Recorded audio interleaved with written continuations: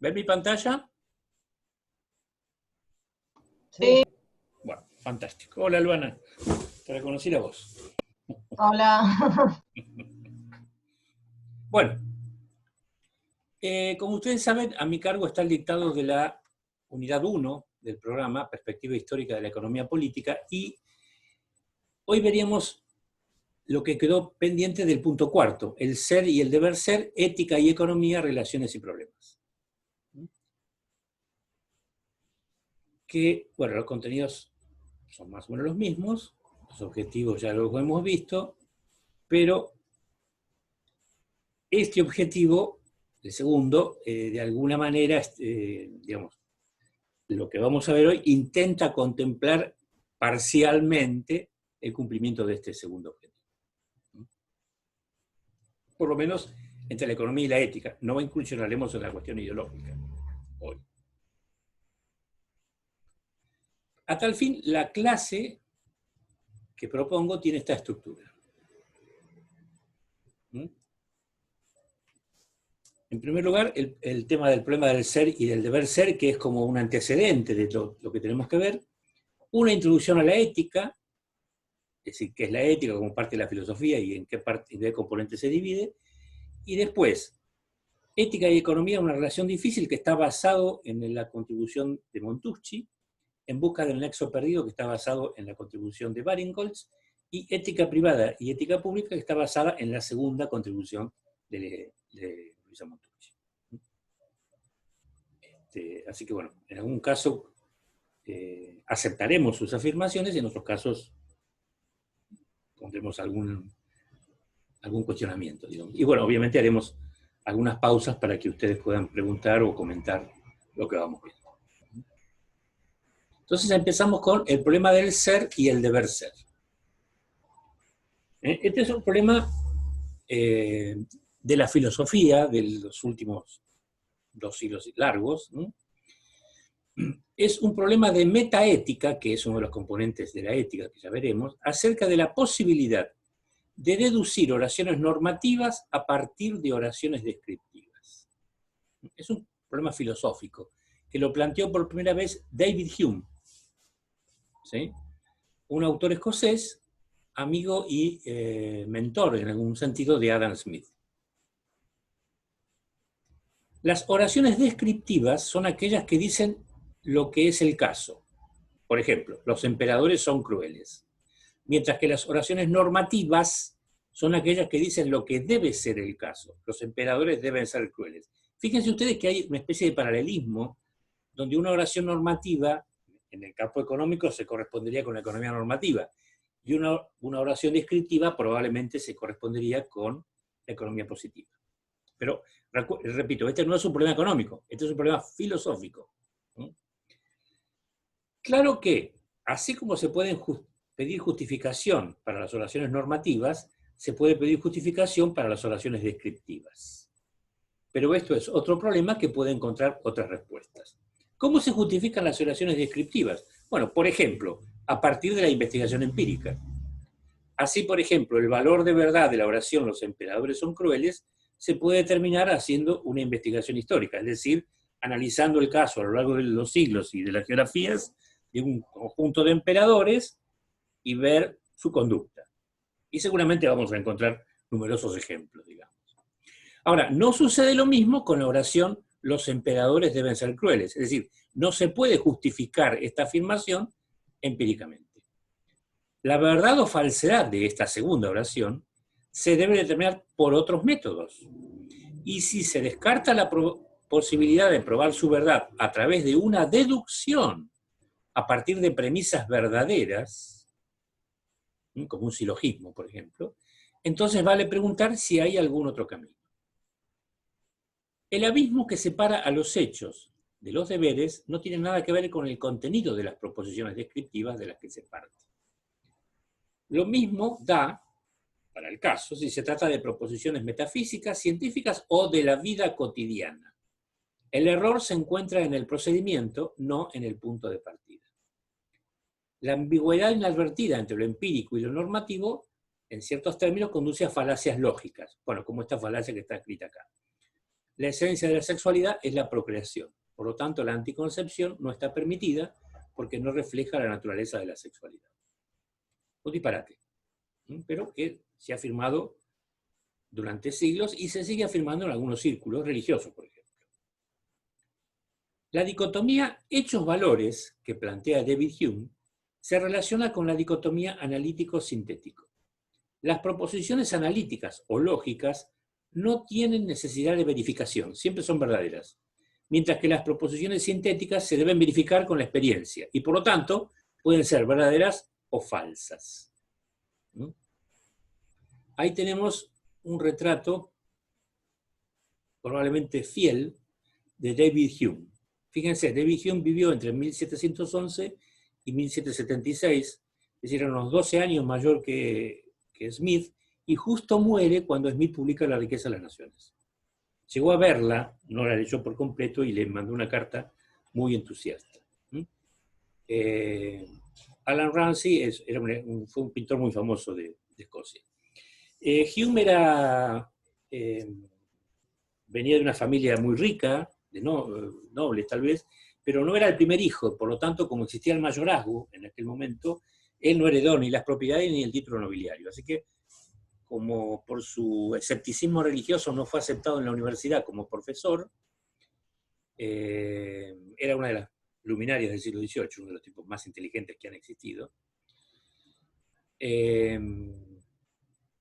A veces tuvo que ser mantenido por su familia. Una verdadera vergüenza. Tómese, por ejemplo, el siguiente par de oraciones. Nerón es cruel. Nerón era un emperador, ustedes saben, muy famoso, romano. Nerón debe ser cruel.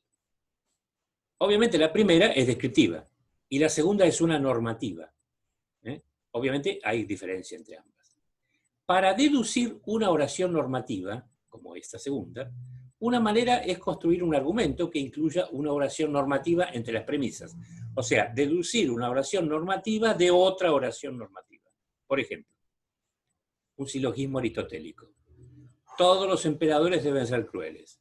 Nerón es un emperador, por lo tanto, Nerón debe ser cruel. Aquí está. Nerón debe ser cruel.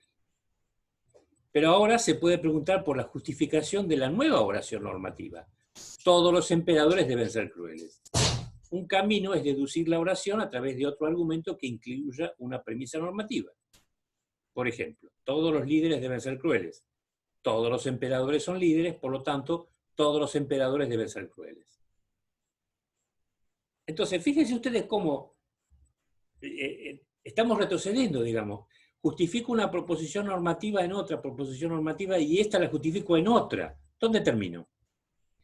Entonces, esto nos deja con el nuevo problema de encontrar una justificación para la premisa todos los líderes deben ser crueles, que era la premisa, el punto de partida de este segundo silogismo. Y se hace visible una posible regresión infinita. El problema del ser y el deber ser consiste en encontrar una manera de deducir oraciones normativas sin tener que incluir más oraciones normativas entre las premisas. Casi nada.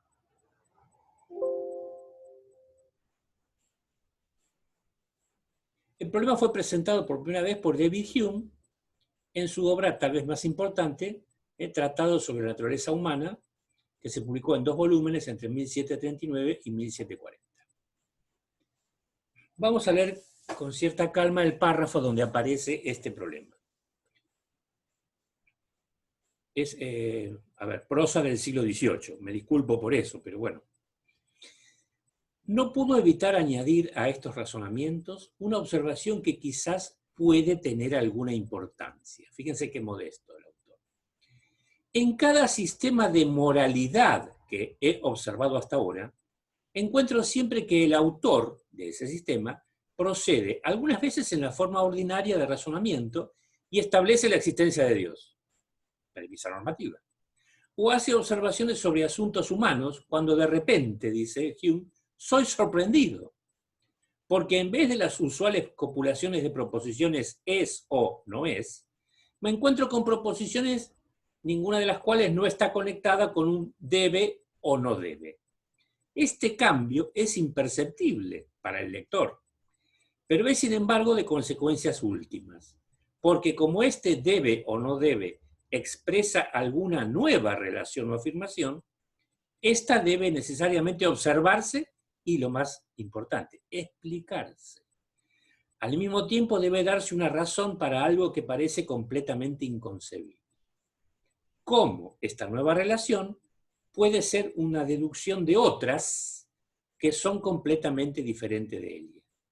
Pero como los autores no toman comúnmente esta precaución, debo intentar recomendarla a los lectores, dice Hume. Y estoy persuadido que esta pequeña atención en la lectura, subvertiría todos los sistemas vulgares de moralidad. Terrible conclusión. Subvertir es degradar, modificar, combatir, llevar a la nada. Y permite ver que la distinción de vicio y virtud no se encuentra simplemente en las relaciones entre objetos, ni es percibida por la razón. Es interesante.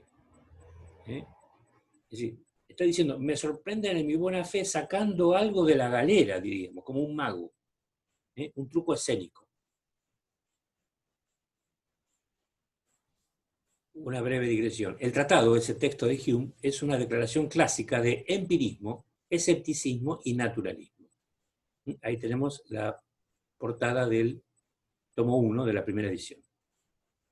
Fíjense el año, 1739. Y acá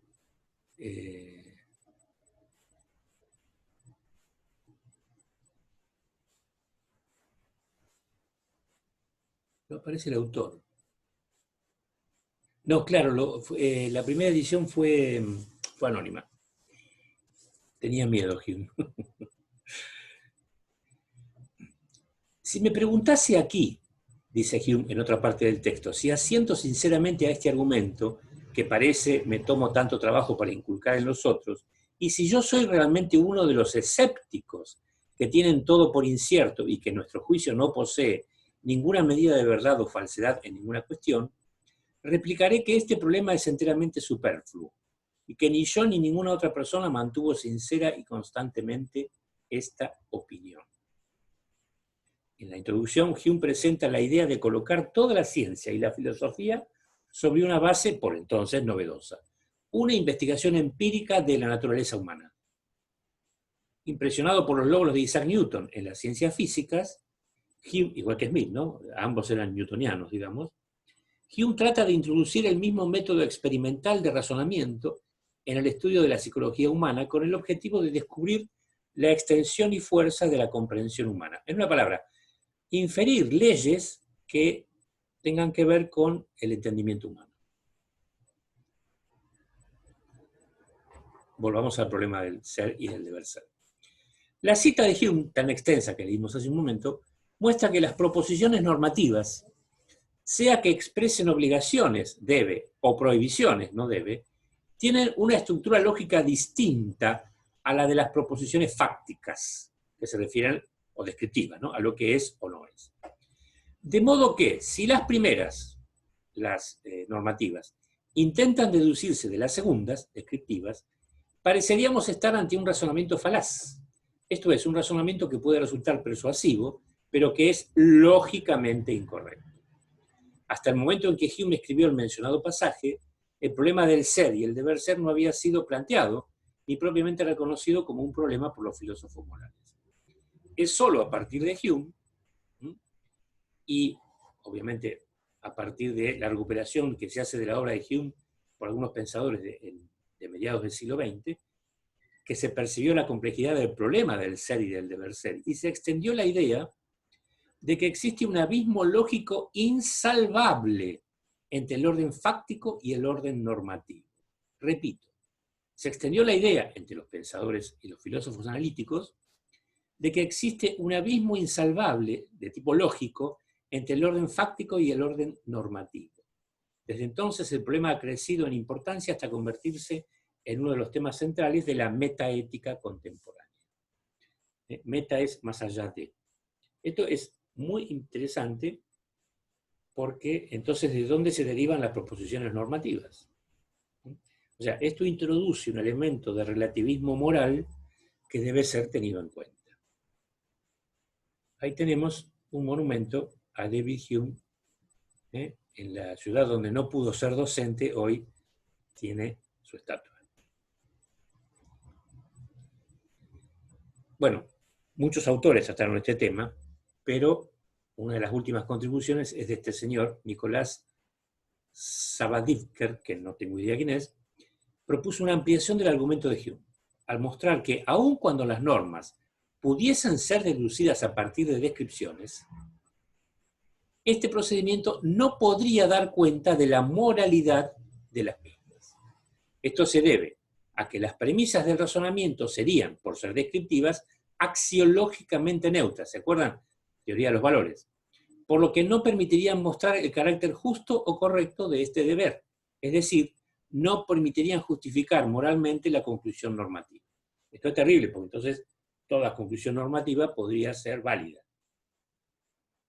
Savadivker denominó falacia de la justificación cognitiva al error consistente en considerar que razones de orden cognoscitivo bastan para justificar una norma, esto es, para considerarla justa o corriente. Del orden del conocimiento significa esto.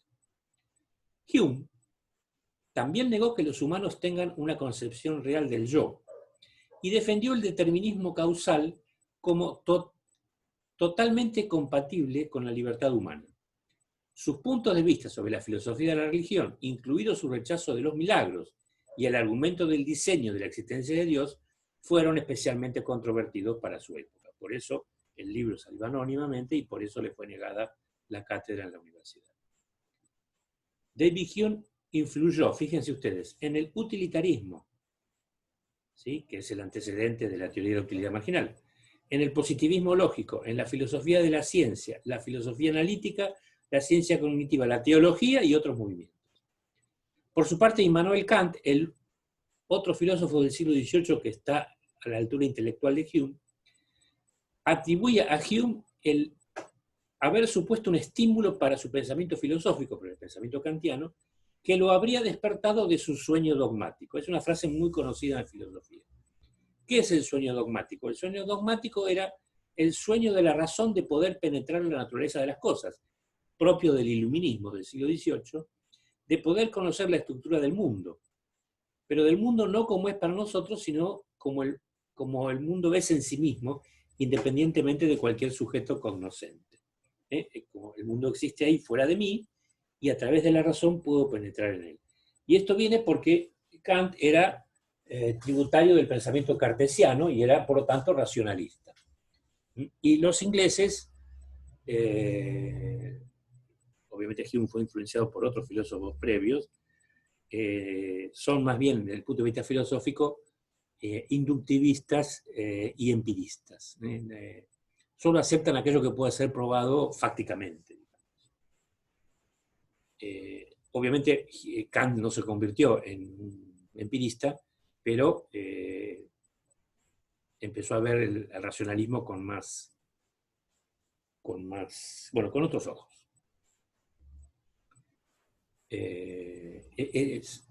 Algunos historiadores de la filosofía dicen que ese agradecimiento, digamos, las obras más interesantes de Kant son posteriores a la muerte de Hume, digamos, pero ese agradecimiento a las contribuciones de Hume inspiraron las obras más célebres de Kant, ¿no? La crítica de la razón práctica y la crítica de la razón pura. Fíjense, crítica, ojo, en Kant no significa una observación cuestionadora, sino significa eso, pero también significa el conocimiento de. Bueno, primera pausa. ¿Les parece que esto que hemos visto tiene algo que ver con la disciplina nuestra o les parece que no tiene nada que ver?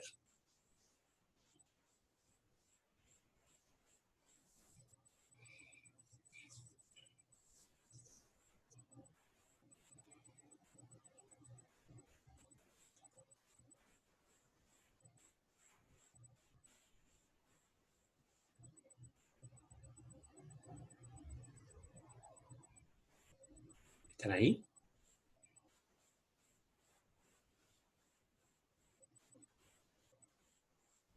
Hola, Sí, acá estamos. los dije Sí, hola, profe.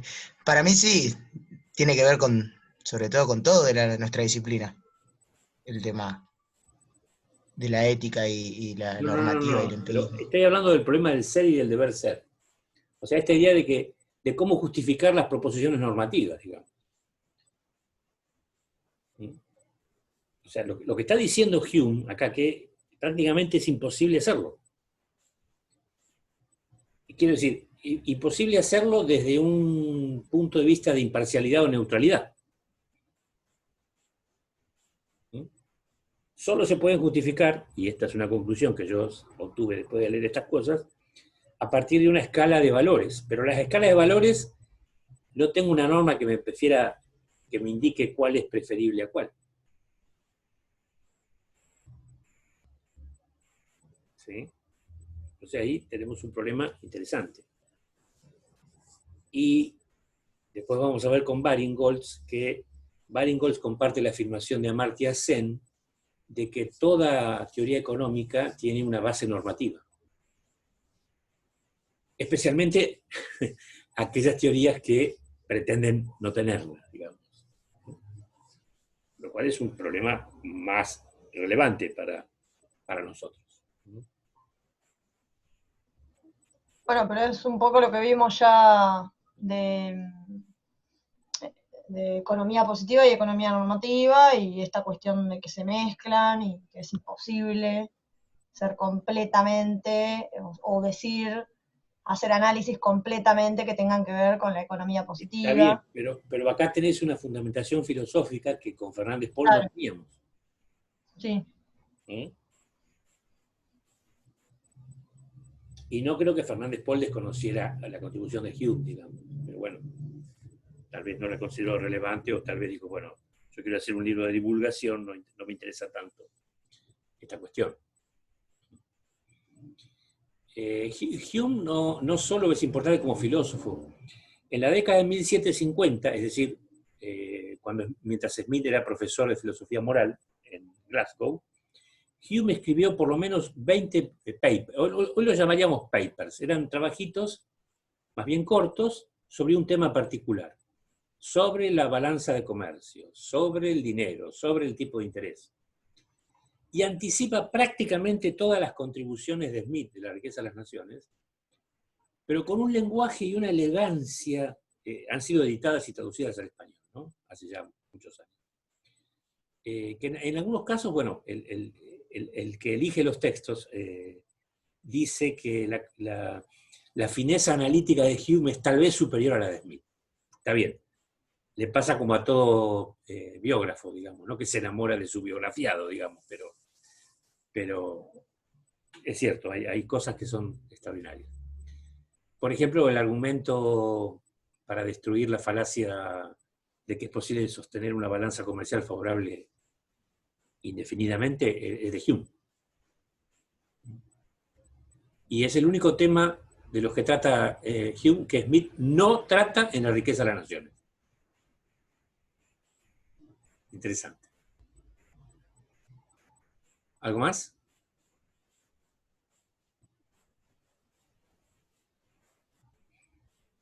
Bueno, sigamos entonces. Nosotros, creo, a esta altura, digamos, sabemos más o menos qué es la economía, ¿sí? Pero tenemos problemas para saber lo que es la ética. Entonces vamos a hacer una introducción a la ética. La filosofía, que en griego antiguo significa amor a la sabiduría, es el estudio de una variedad de problemas fundamentales acerca de cuestiones como la existencia, el conocimiento, la verdad, la moral, la belleza, la mente y el lenguaje. Al abordar estos problemas, la filosofía se distingue, por un lado, digamos, vamos a llamarlo superchería, del misticismo, el esoterismo, la mitología y la religión, por su énfasis en los argumentos racionales sobre los argumentos de autoridad. Y también de la ciencia, porque generalmente realiza sus investigaciones de una manera no empírica, como hace la ciencia, sea mediante el análisis conceptual, los experimentos mentales, la especulación u otros métodos a priori, aunque sin desconocer la importancia de los datos empíricos. la filosofía occidental, que es nuestro margen, digamos, nuestro marco de referencia, ha tenido una profunda influencia y a su vez se ha visto influenciada por la ciencia, la religión y la política de Occidente. Porque, bueno, muchos filósofos fueron a la vez científicos o teólogos o políticos. ¿Qué sé yo? Bertrand Russell, Aristóteles, Tomás de Aquino, el propio Smith, que era filósofo.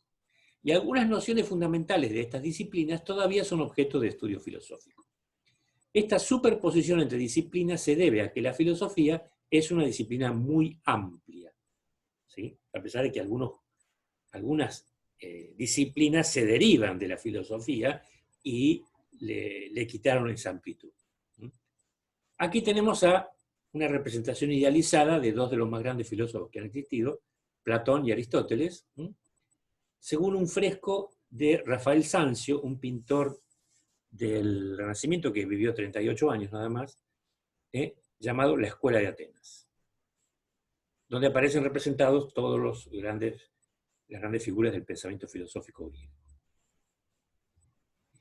La moderna filosofía analítica abarca cuatro áreas básicas según nos informa Montucci en el texto Ética privada versus ética pública. Por un lado, la epistemología, o teoría del conocimiento, que se ocupa justamente de estudiar los orígenes, la validez y los límites del mismo. La metafísica, que se ocupa de estudiar la naturaleza real de las cosas, el sentido, estructura y significado de lo que es la realidad como un todo. La estética, que se ocupa de estudiar la naturaleza de la belleza en las artes, y la ética, o sea, la ética es una parte de la filosofía, que evalúa el comportamiento humano como tal, y en tal sentido sistematiza, defiende y recomienda criterios referidos a comportamientos correctos o incorrectos. Y la forma de hacerlo es a través de procesos de razonamiento moral. Recuerden esta idea del razonamiento moral. La vamos a encontrar de vuelta. El término ética proviene de la palabra griega ethos, que significa, o significaba, morada, lugar donde se vive, y que terminó por aludir al carácter o modo de ser peculiar y adquirido de alguien. La ética tiene una íntima relación con la moral, tanto que a veces se confunden. Y a veces esa confusión aparece en los textos de las autoras que vamos a tratar. Hay como un deslizamiento también, como diría Hume, inadvertido, digamos. Entenderemos, de ahora en más, por moral, un conjunto de valores, principios, normas de conducta, prohibiciones, etc., de un colectivo, es decir, un grupo humano, que constituye un sistema coherente dentro de una determinada época histórica y que sirve como modelo ideal de buena conducta socialmente aceptada y establecida. Fíjense que la definición es un poco relativista, digamos, ¿no? Porque, bueno, pudiera ser que hubiera cierto tipo de prohibiciones, por ejemplo, en la moral, que otrora no eran tales o que mañana no lo sean. Voy a poner un ejemplo histórico que es cuasi universal. Entre las prohibiciones de cualquier sistema moral está lo que Freud llamaba el tabú del incesto, ¿sí? O sea, las relaciones sexuales entre familiares cercanos. Sin embargo, en el Antiguo Egipto era norma o una tradición que el faraón se casase con su hermana.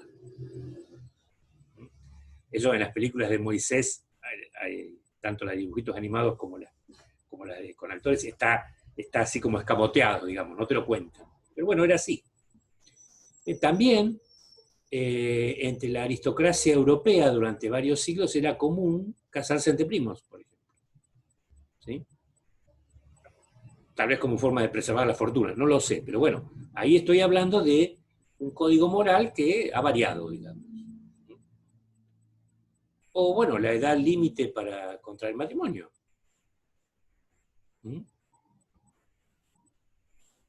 En las sociedades primitivas eran niñas prácticamente, de acuerdo a nuestro entendimiento contemporáneo. En cambio, digamos, la ética y la moral no es lo mismo. La ética no prescribe ninguna norma o conducta, no manda ni sugiere directamente qué debemos hacer. Su cometido es mediato, es decir, no es inmediato como en el caso de la moral, y consiste en aclarar qué es lo moral, o, mejor, cómo se fundamenta racionalmente una moral, y cómo se ha de aplicar esta posteriormente a los distintos ámbitos de la vida social. Por lo tanto, también puede definirse como aquella parte de la filosofía que ha de dar cuenta del fenómeno moral en general. Fíjense, esta definición me gusta mucho. Cuando uno da una definición, dicen que no debe incluir en la definición la palabra a definir. Bueno, justamente, no aparece la ética, pero sí aparece la moral, con lo cual nos está dando a entender que son cosas distintas. Más allá de que haya una estrechísima relación entre ambos conceptos. Dentro del campo de la ética, habitualmente los filósofos diferencian tres ramas. Aquí aparece otra vez la metaética, la ética normativa y la ética aplicada. La metaética se ocupa del análisis del sentido y justificación de los conceptos éticos. Es decir, es la rama de la ética que estudia el origen y el significado de los conceptos éticos, así como las cuestiones metafísicas acerca de la moralidad. En particular, si los valores morales existen independientemente de los humanos, o si son relativos, convencionales o absolutos. No es un tema menor. No es un tema menor.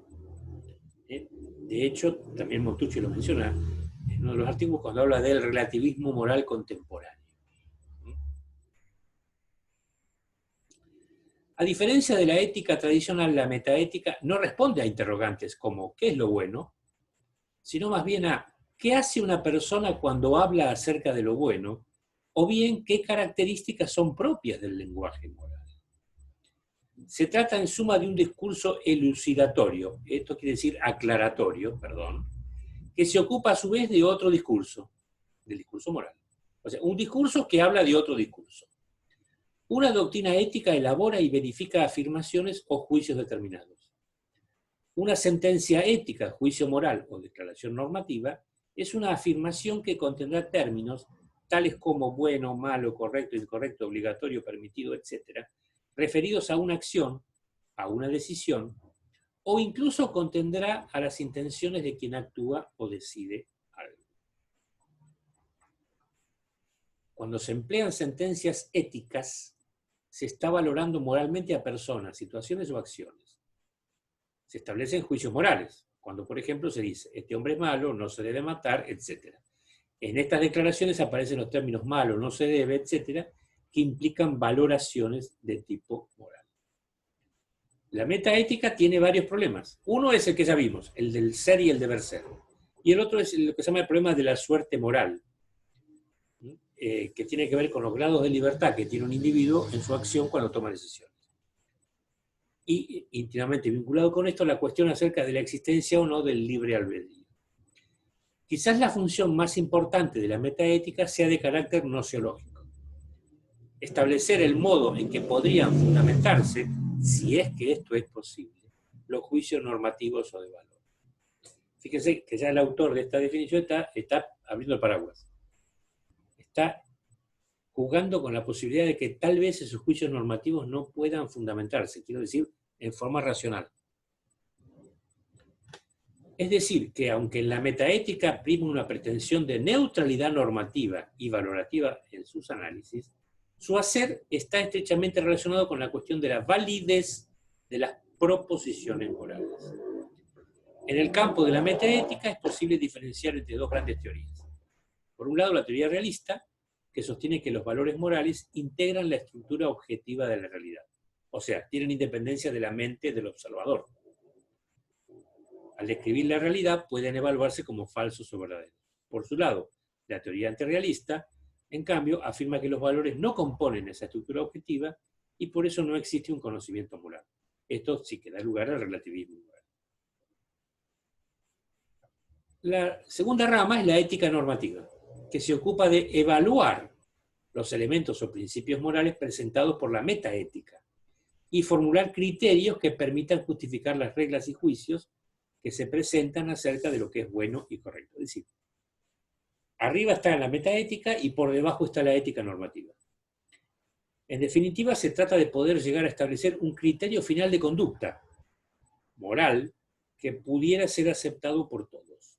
Es una pretensión de universalismo en ética basado en alguna variante de lo que los filósofos llaman la regla de oro, que tiene diferentes versiones. Aquí elegimos, como hace Montucci, la versión cristiana, que sostiene: haz a los otros lo que quisieras que te hagan a ti. O, dicha en forma de prohibición, sería lo contrario, ¿no? No hagas a los otros lo que no quieras que te hagan a ti. Que tiene que ver un poco con, digamos, después lo vamos a ver, la ley moral de Kant tiene algo que ver con esto. Sin embargo, a pesar de la búsqueda de principios éticos de carácter universal, como seguramente ustedes ya lo han sospechado, no se ha podido llegar a un consenso respecto de cuáles serían los mismos. Y yo creo, y en mi humilde opinión personal de profesor provinciano, que difícilmente se llegue.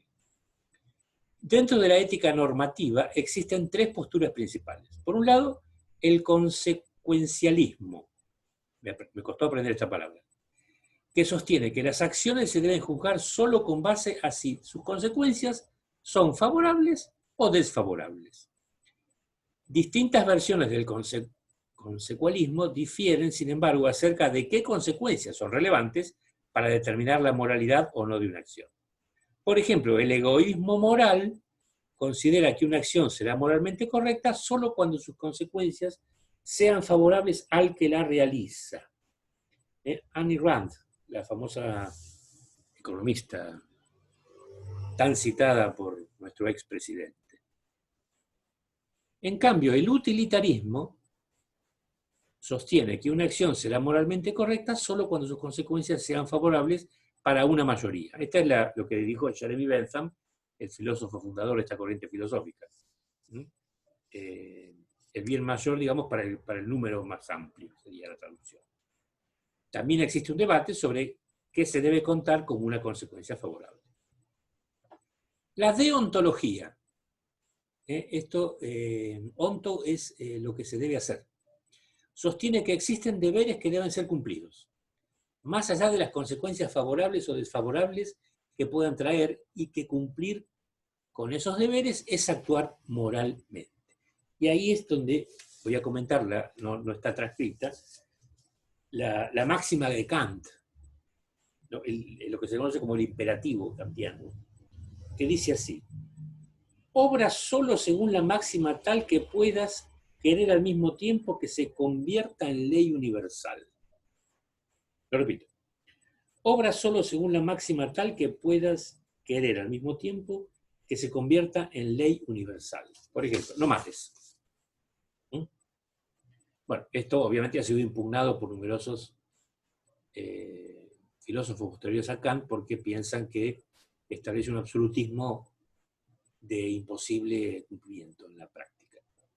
Otra moral de tipo deontológico sería, no sé si vieron la película Cruzada, de Ridley Scott, que da una versión bastante falsa de la primera Cruzada, pero en un momento al actor, que es un hijo bastardo de un caballero, el padre, antes de morir, lo convierte en caballero, y entonces lo hace jurar, ¿sí?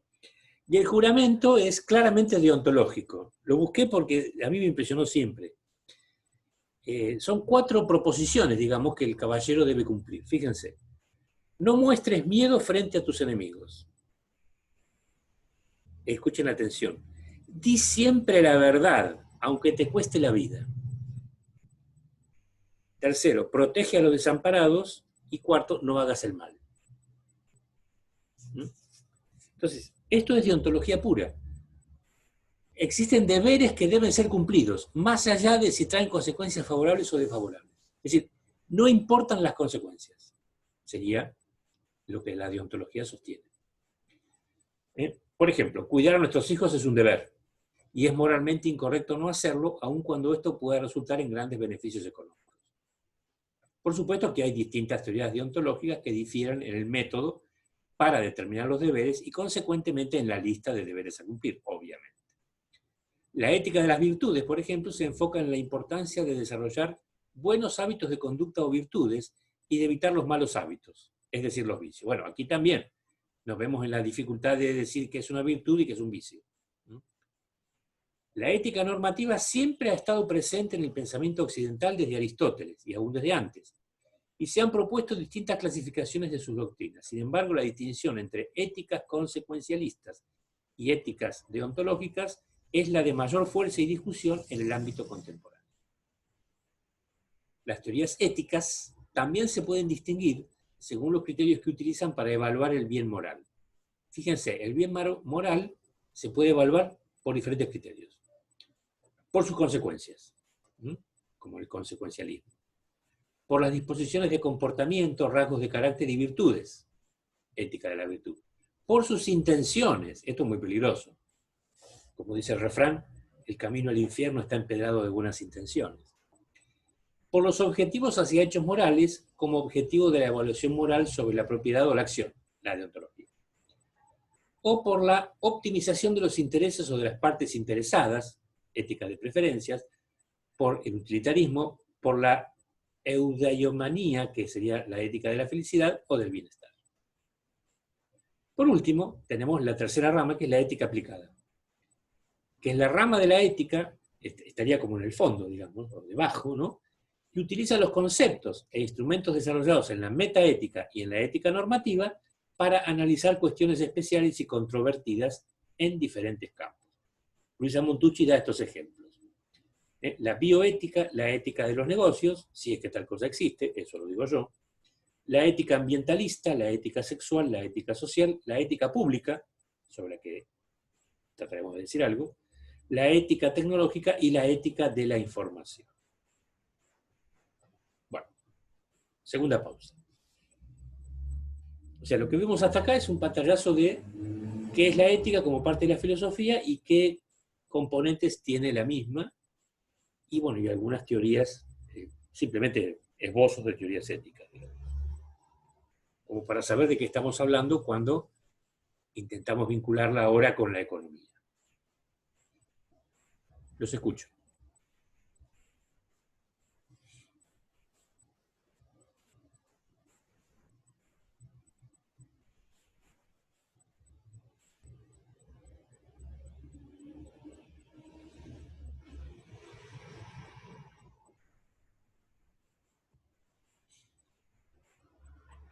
¿Siguen ahí? Sí, sí. ¿No los Sí. escucho entonces? ¿Nada para opinar? ¿O para preguntar? Yo por Seguimos. mi parte, por ahora no. Bueno. Seguimos entonces. ¿Sí? Bueno, aquí vamos a basarnos un poco en el texto de Montucci, o un mucho, bueno, depende. Yo lo llamé Ética y Economía, una relación difícil. El artículo es del año 2007. Luisa Montucci en este artículo afirma correctamente, a mi juicio, ¿no?, que en sus comienzos los estudios económicos formaban parte de la filosofía moral. Sin embargo, esta posición se abandonó en algún momento de la modernidad. Por ejemplo, el filósofo griego Aristóteles consideró las cuestiones económicas en su Ética nicomaquea y en la política, como formando parte de estudios más amplios de ética y política. Tanto después en la Edad Media como en los inicios de la modernidad se veía la economía como parte integral de la filosofía moral, aunque con un papel subordinado respecto a las cuestiones más específicas, de carácter ético y teológico. Y hasta en las universidades del siglo XVIII, por lo menos en varias de las que tenemos noticias, en Glasgow, en Oxford, en Cambridge, en Nápoles, la enseñanza de la economía integraba los programas de filosofía moral. O sea, no había una cátedra autónoma. De hecho, la primera cátedra autónoma de economía política en Inglaterra se la van a dar a Malthus en 1805. Es el caso de Adam Smith, que fue profesor de filosofía moral en la Universidad de Glasgow entre 1752 y 1763, cuando renuncia para viajar al continente como tutor de un joven duque. Allí, influido por las enseñanzas de su maestro Francis Hutcheson, continuó con la estructura del curso en el sentido indicado.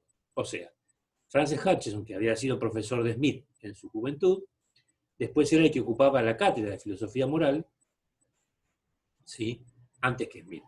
La cátedra estuvo vacante unos años hasta que Smith la ocupó. y continuó con la estructura del curso, es decir, que la economía política formaba parte de la filosofía moral. Aunque con Smith, un poco a los codazos, la parte dedicada a la economía fue ganando cada vez más horas, diríamos.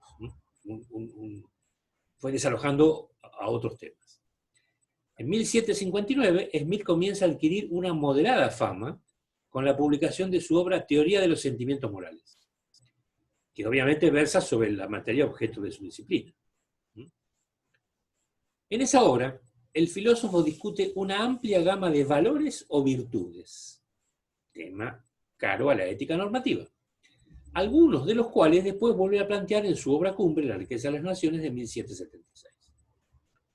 Así, en la teoría de los sentimientos morales aparecen mencionadas las siguientes virtudes: la prudencia, la vigilancia, la circunspección, la templanza, la constancia, la firmeza y la justicia, entendida esta en el sentido aristotélico tomista de justicia conmutativa. Esto es justicia en los intercambios.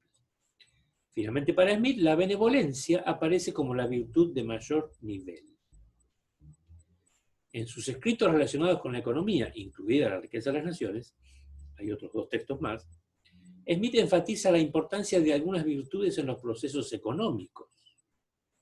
Por ejemplo, la prudencia en torno al proceso de acumulación de capital y la benevolencia, que debería ayudar a evitar la alienación que se deriva del funcionamiento de la sociedad comercial. Esto lo dice Montucci, que no es una heterodoxa, es una economista ortodoxa. Es de hacer notar que la defensa smithiana del comportamiento basado en el interés propio, porque también aparece eso obviamente en La riqueza de las naciones, siempre aparece en contextos muy específicos, tanto en lo atinente al problema como al periodo. Además, en otras partes de su obra, por ejemplo, al final del libro 1, Smith presenta fuertes críticas morales al funcionamiento de la economía de su tiempo, lo cual no avala necesariamente la tesis positivista de que en La riqueza de las naciones se presentaba una ciencia económica basada solo en hechos y libre de valoración. Por ejemplo, al final del capítulo del libro 1 hay una especie de apéndice extraordinario, donde, muy bien argumentado, donde Smith cuestiona severamente a la clase capitalista. ¿Sí? Smith presenta un poco a los terratenientes como un mal necesario y a los capitalistas como un mal no necesario, por ejemplo. Cosas que normalmente los textos de historia y pensamiento económico omiten. Ahora bien, entre los seguidores de Smith que van a conformar la escuela clásica, comienzan a perfilarse 2 líneas de pensamiento. Por ejemplo, para Thomas, cuando yo pongo Robert, el PPT automáticamente pone Roberto, y se me pasa, perdónenme. Para Thomas Robert Malthus, en realidad es Robert Thomas Malthus, que fue el primer profesor de economía política en Inglaterra, fíjense, desde 1805 hasta el momento de su fallecimiento, la economía debía ubicarse como una ciencia moral, considerando que las causas de la riqueza y la pobreza de las naciones eran el principal objetivo de los estudios económicos. Aquí hay algo que a mi juicio se le escapa a la profesora Montucci, y es que ciencia moral era también el nombre que le daban en el siglo XIX a lo que hoy llamamos ciencias sociales. Eso por un lado. Ustedes habrán leído el texto de Stuart Mill, que las trata de esa manera. Y por otro lado, y la propia Montucci lo dice, es lógico que Robert Malthus pensara esto porque era clérigo de la Iglesia Anglicana. Ahora, de acuerdo con el pensamiento de Ricardo, amigo y contendiente de alguna manera de Malthus, la economía no debía ser considerada como una disciplina moral, sino que debía tratarse de una disciplina técnica y estricta como la matemática. Y de acuerdo con su influyente obra, Principios de Economía Política y Tributación, 1817, el principal problema de la disciplina no era de índole moral, sino que se refería a la distribución del producto entre beneficios, salarios y rentas, como ustedes ya habrán visto. En su momento, la influencia metodológica de Ricardo fue considerable, y es probable que haya marcado el inicio del camino que fue apartando a la economía de la filosofía moral, en opinión de Montucci. John Stuart Mill, que es un poco la culminación de la escuela clásica, adoptó una posición intermedia. Por un lado, propicia que se aplique a las ciencias morales el método de las ciencias físicas, pero en los hechos no propicia una ciencia económica libre de valores y considera que la misma puede ayudar a mejorar la condición humana. Obviamente el contexto de producción de John Stuart Mill es diferente al de los otros dos autores. Y además, John Stuart Mill sufre la influencia teórica e ideológica de su compañera, que era feminista y socialista, ¿no? Harriet Taylor. Con posterioridad a Mill, o sea, hacia la segunda mitad del siglo XIX en adelante, comienza el predominio del enfoque de la ciencia económica que Amartya Sen, el economista hindú contemporáneo, denomina como de la ingeniería, y que contrapone al otro enfoque, al de la ética. El primero se ocupa de cuestiones logísticas relacionadas con los medios y deja de lado los fines que se consideran dados según la célebre definición de Lionel Robbins que ya discutimos. En opinión de Sen, y dadas las diferencias de énfasis en las distintas problemáticas, correspondería ubicar en el enfoque ético a Smith, Malthus, John Stuart Mill, Marx y Francis Ellsworth. Y en el lado del enfoque de la ingeniería a William Petty, François Quesnay, David Ricardo, Agustín Cournot, William James, Leon Walras y Alfred Marshall, aunque en el caso marshalliano, Montucci tiene sus dudas. El enfoque ético de la ciencia económica se debilitó en forma considerable en el curso del siglo XX, debido, entre otras razones, a la adopción del enfoque epistemológico del positivismo, que exige excluir las consideraciones morales como condición necesaria para asegurar la naturaleza científica de la economía. Algunos autores responsabilizan parcialmente de este cambio a Lionel Robbins, por el enfoque metodológico positivista que adoptó, bueno, en la célebre obra de 1932, que ya hemos comentado. Yo no creo que Robbins sea el principal responsable de esto, digamos, pero bueno, seguramente influyó. También se mencionan textos claves como Valor y Capital, de 1939, de John Hicks, lo que hemos analizado, los fundamentos del análisis económico de Paul Samuelson, y un texto del economista francés Gérard Debreu, Teoría del Valor, que, dice Montucci, capitanearon la revolución formalista en los años 30 del siglo XX, obviamente, como parcialmente responsables del significativo desvío, dice, son sus palabras, que se produjo en el sendero del pensamiento económico desde la valoración hacia la elección. Otra importante contribución, esta sí para mí es fundamental, a este estado de cosas, puede sin duda ser atribuido a un trabajo de Milton Friedman, que ejerció influencia sobre varias generaciones de economistas en todo el mundo, titulado La metodología de la economía positiva y publicado en 1950. Ahí está Friedman, una fotografía de 2 años antes de su muerte. En ese trabajo, siguiendo a John Neville Keynes, Friedman enfatiza la distinción entre la economía positiva y la normativa. Y sostiene que la primera es, en principio, independiente de cualquier posición ética particular o juicio de valor, ya que debe ocuparse de lo que es y no de lo que debe ser, y que debe ser una ciencia objetiva en el mismo sentido en que pueden serlo las ciencias físicas. Es decir, este artículo, que todo estudiante de economía debería leer, está en internet, por supuesto, en inglés y en español, es como una extensión de la tesis de John Neville Keynes, que ya hemos visto. Por otra parte, la economía normativa, según Friedman, debe ocuparse de lo que debe ser, fundamentalmente de los fines de la actividad económica. ¿Se acuerdan los fines que para Robbins eran dados? Friedman también indica que existe un arte de la economía, esto también lo decía John Neville Keynes, que se ocuparía de fijar un sistema de reglas para el logro de un determinado fin. Si bien no lo formula explícitamente, estas dos últimas disciplinas constituirían la política económica, o sea, la economía normativa y el arte de la economía, cuyas conclusiones deben apoyarse sobre las predicciones de la economía positiva. Friedman considera que la economía normativa no es independiente de la economía positiva, pues toda propuesta de política económica debería basarse, sí, en las predicciones acerca de las consecuencias que sobrevendrían al hacerse una cosa en vez de otra. Predicciones que deben estar basadas, implícita o explícitamente, en la economía positiva. Sin embargo, en su opinión, en la opinión de Friedman, no existe una relación vis a vis, es decir, uno a uno, entre la economía positiva y la normativa, debido a las diferencias existentes en los respectivos sistemas de valores básicos de los individuos. Pero Friedman sostiene que los desacuerdos en materia de política económica se originan más en controversias respecto de las predicciones que deberían desaparecer, acá está mal escrito, con el avance de la disciplina, que en desacuerdos sobre valores. Bueno, no han desaparecido. Al contrario, en mi opinión, se han profundizado. Esta posición de una ciencia económica avalorativa, ¿sí?, es compartida hoy, sostiene Montucci, con conocimiento de causa, obviamente porque ella es ortodoxa, por la mayoría de los economistas, que no se encuentran cómodos y tienen que introducir en sus análisis cuestiones éticas y morales. Esto uno puede verlo en cualquier jornada de encuentro donde la parte destinada a estas cuestiones es como una parte marginal, digamos.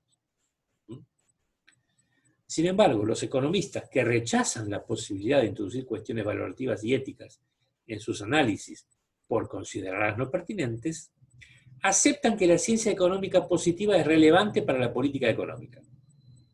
Aunque esto no debería verse como una contradicción, según aclara la propia autora. Sin embargo, la tarea del economista es un poco más complicada.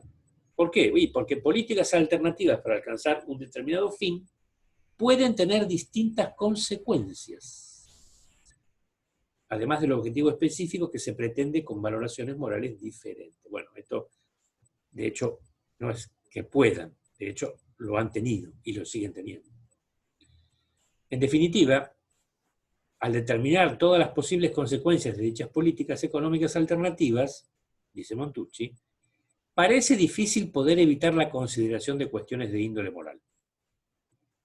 Como reconoció en su oportunidad Kenneth Boulding, en un artículo extraordinario, La economía como una ciencia moral, de 1969, al definir en ese artículo el carácter moral de la disciplina por un enunciado acerca de un rango ordenado de preferencias entre alternativas, una de las cuales invariablemente será la seleccionada.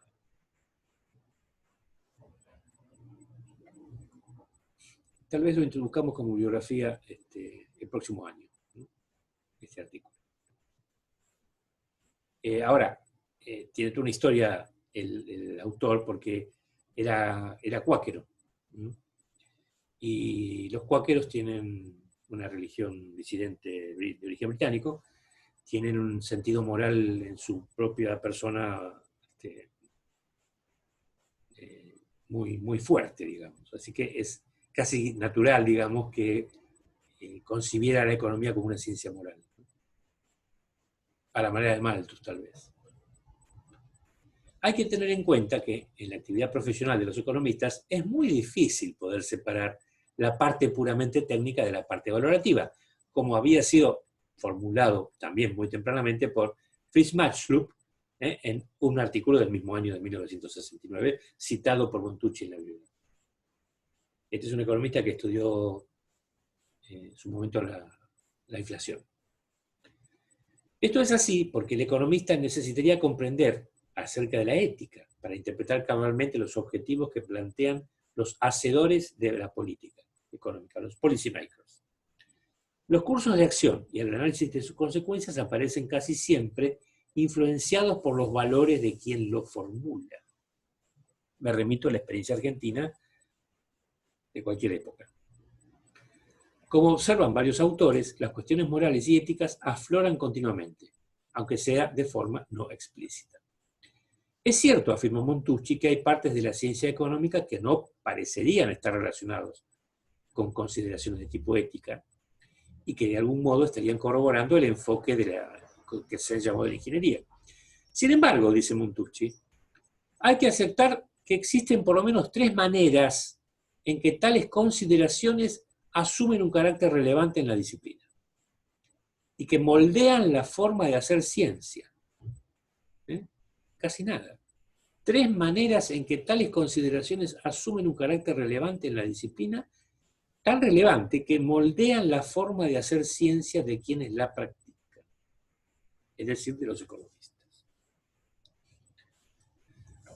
En primer lugar, los economistas como cualquier otro colectivo, como cualquier otro ser humano, tienen valores éticos que influyen sobre la forma en que desarrollan su actividad científica. Esto lo vimos cuando estudiamos el artículo de Schumpeter, por ejemplo. En efecto, el tema de la neutralidad de la ciencia y de la objetividad del conocimiento científico ha sido el centro de acaloradas controversias, y en forma paulatina parece ir imponiéndose el criterio que demanda contextualizar, sobre todo en disciplinas donde el contexto importa. ¿Dónde se da esto? Bueno, básicamente en las disciplinas sociales.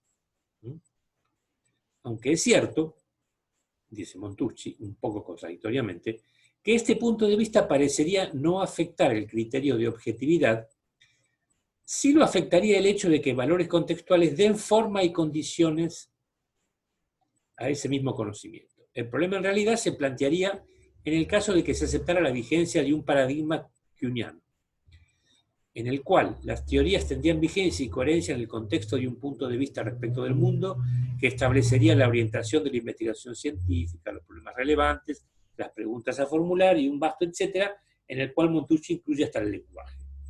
¿Qué es esto de un paradigma kuhniano? Bueno, Thomas S. Kuhn falleció un físico que escribió en la década de los 60 un libro maravilloso y que tuvo consecuencias imprevisibles, llamado La estructura de las revoluciones científicas, en el cual afirma que la ciencia, en general, él se refiere a las ciencias físicas, pero la ciencia en general no avanza por progreso, sino por cambio de paradigma. Un paradigma es una visión del mundo.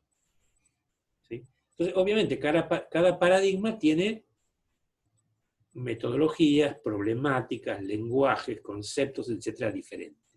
Ahora, no hace falta ser adscripto a la idea kuhniana para dejar de lado el problema contextual en la producción del conocimiento. Yo no creo en la teoría kuhniana, ¿sí? Y sin embargo creo que el contexto es fundamental para entender cómo se formulan las distintas teorías. Desde otro enfoque, no kuhniano, se ha señalado la necesidad de distinguir entre imparcialidad y neutralidad de la ciencia.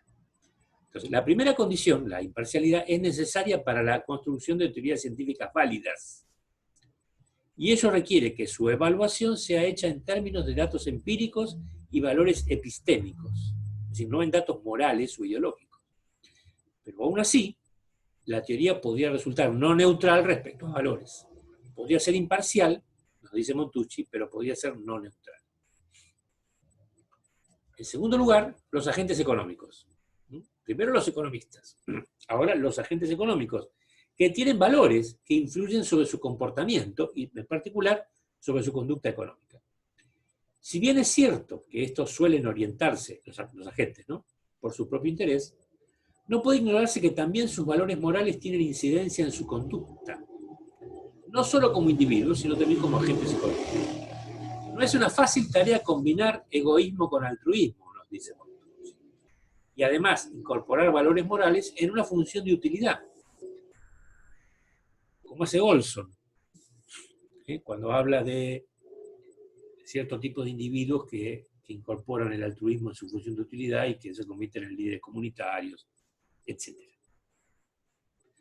Amartya Sen ha propuesto que los valores morales como equidad, libertad, honestidad y responsabilidad, entre otros, integren una función de metapreferencias que influiría sobre el ordenamiento de las preferencias ordinarias. Aquí, esto es prácticamente el problema del ser y del deber ser, digamos, ¿no? O sea, mi función de preferencias común, una función microeconómica, estaría orientada o dirigida por otra función de metapreferencias, que tiene que ver con los valores. Otros autores señalan que tales valores también pueden ser visualizados como restricciones en el rango de elecciones disponibles para la gente en cuestión. Por último, primero los economistas, después los agentes económicos, tenemos las instituciones y políticas económicas, que tienen impacto en forma diferencial sobre las personas, y ello vuelve necesario realizar evaluaciones éticas, además de las evaluaciones estrictamente económicas. Y en tal caso, y más allá de las consideraciones sobre las posibilidades de alcanzar un óptimo paretiano, resulta pertinente hacer una referencia sobre los medios y los fines.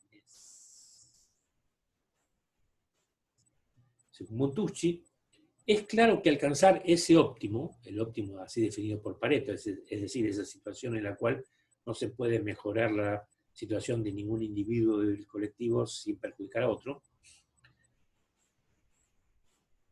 Entonces, para Montucci es claro que alcanzar ese óptimo pudiera implicar el uso de medios que puedan ser moralmente inaceptables. De igual modo, bajo ciertas circunstancias, pueden resultar inadmisibles otros aspectos que normalmente se consideran meramente instrumentales y moralmente neutros, como por ejemplo, el mercado, que también puede ser objeto de preferencias y reglas fundadas en la ética, como por caso cuando se quiere realizar en el mercado operaciones como el suministro de sangre o se quiere comercializar la maternidad subrogada. Sobre el tema del suministro de sangre, hay un análisis que ustedes verán en el texto de Montucci, donde explica diferentes orientaciones en diferentes países, donde en algunos casos la sangre es una mercancía más, y en otros casos se consigue solo por donación. Y la paradoja, o aparente paradoja desde el punto de vista económico, es que en los países donde es solo por donación, la oferta de sangre es más importante que en los países donde la sangre es una mercancía y tiene precio. Bueno, de la maternidad subrogada no voy a hablar porque es algo a lo que yo moralmente me opongo, digamos, ¿no? El alquiler de vientres, no, me parece una cosa aberrante, pero admito que es una posición moral. Pero sí, hay un mercado para esto. El autor ya citado, Boulding, plantea otro enfoque relativo a la ciencia en general, que por supuesto incluye a la ciencia económica, en el cual sostiene que la misma no puede estar divorciada de las cuestiones éticas. Obviamente, ahí tenemos el retrato del señor Boulding. Este autor entiende a la ciencia como un proceso de aprendizaje de las personas que surgen en ciertas subculturas de la sociedad humana. El término subcultura es muy norteamericano. Define como subcultura a un grupo de personas que aceptan un conjunto de valores comunes, es decir, un sistema ético que les permite comunicarse. Voy a poner un ejemplo grotesco, pero los docentes universitarios seríamos en este planteo una subcultura. Entonces, ¿a qué subcultura se refiere Boulding? A la subcultura científica, que tiene un fuerte sistema de valores comunes sin los cuales el proceso científico no podría haberse producido, el proceso y el progreso. Ya no vivimos en la época del siglo XIX donde había científicos como Pasteur aislados. Hoy hay comunidades científicas que trabajan en conjunto y hasta, digamos, en cooperación y en competencia a la vez. Voy a poner un ejemplo de candente actualidad, el tema de la vacuna contra el COVID. Los principales valores de esta subcultura serían la veracidad, la curiosidad, la medición, la cuantificación, la observación y experimentación cuidadosa y la objetividad. Obviamente que respecto de esto puede discutirse cuáles de los anteriores constituyen valores éticos y cuáles resultan esenciales para la existencia de la subcultura científica, pero su existencia parece estar más allá de todo cuestionamiento. Si me preguntan, diría que la veracidad y la objetividad claramente son valores éticos. Respecto a los demás, me parece que son precondiciones, pero admito que también es discutible. Otros autores han propuesto un enfoque distinto respecto de la relación entre la economía y la ética, fundada en las dimensiones éticas que tienen las elecciones en la economía de mercado. Ojo, no elecciones políticas, ¿no? Las elecciones que cada día toman todos los individuos que concurren al mercado. En este sentido, se han señalado 4 cuestiones que sería necesario dilucidar, es decir, aclarar, para ahondar en la comprensión de esta compleja relación. La primera pregunta se refiere a si la economía de mercado necesita de un comportamiento ético para que su funcionamiento permita obtener los resultados que de la misma se esperan. Si nos remitimos a Smith, claro que sí, por ejemplo. Para Montucci es evidente que las transacciones de mercado, aunque fuesen libres y voluntarias, deben llevarse a cabo en un marco de honestidad, integridad, equidad, prudencia y responsabilidad, que configurarían el llamado comportamiento ético para que el sistema resulte aceptable para los actores involucrados y pueda perdurar a lo largo del tiempo. No como nos muestran las películas norteamericanas, digamos. La segunda cuestión se refiere al hecho de si resultaría posible que un sistema basado en la competencia o en la rivalidad en los mercados imperfectos, pudiera aceptar la vigencia de un código moral que pusiera un límite a las actividades y transacciones. Porque obviamente si hay un código moral, ese código moral será para poner ciertas restricciones. ¿Mm? En este aspecto debe enfatizarse que sin tal código, el sistema mismo no podría existir, pues para decidirse a entrar en el mismo, todo individuo racional debería esperar un comportamiento de este tipo de sus asociados en el comercio. Caso contrario, el sistema no sería viable. Por eso se celebran los contratos, y cada vez más los contratos tienen más cláusulas para prevenir fraudes y ese tipo de cosas. Así que si los contratos y la legislación hablan sobre eso, es porque esas cosas existen. La tercera cuestión surge de las dudas que la segunda cuestión genera, y se refiere al hecho de que fuese posible y probable que el sistema de mercado generase por sí mismo, es decir, endógenamente, el comportamiento óptimo para asegurar su supervivencia. Entonces ahí las opiniones difieren. Kenneth Arrow, que ha tratado estos temas, afirma al respecto que nada lo garantiza y que por lo tanto es necesaria la regulación. Pero en el otro extremo está Friedman, que opinaba que good business is good ethics. O sea, lo que es bueno para los negocios es éticamente aceptable, digamos. La última cuestión está implicada en referencia a lo sostenido por Arrow, es decir, la necesidad de regulaciones. Entonces se podría formular en estos términos. Si la cuestión anterior no fuese posible, es decir, no se pudiese lograr ese óptimo, ¿estaría el gobierno capacitado técnica y aún moralmente para implementar tal tipo de regulaciones? Al respecto, acota la autora que alguna evidencia indicaría que, frente a sonados escándalos, crece en la sociedad la demanda por comportamientos individuales y corporativos más éticos.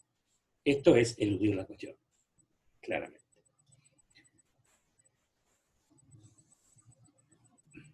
Mi opinión, si yo tuviera que dar una respuesta a esto, diría que no.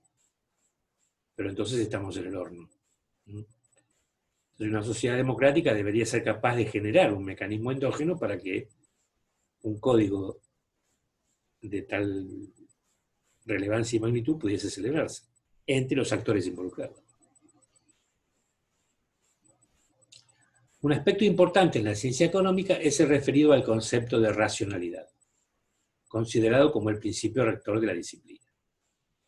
Tan fundamental se lo considera que a veces se lo ha designado como el principio económico. Matsur, por ejemplo, hablaba en ese sentido.